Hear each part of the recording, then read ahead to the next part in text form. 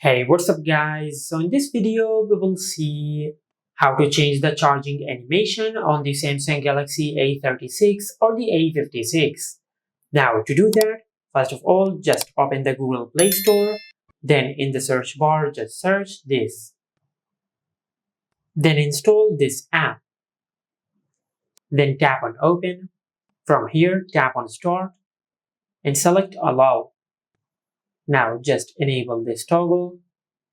And from here, you can select any charging animation style which you like. For example, if I select this one, now from here, just tap on Done to apply this charging animation. Now, if you tap on Play Duration, you can select the duration of this charging animation. And from here, just make sure you enable Lock Screen Display. Now, just tap on Set Now.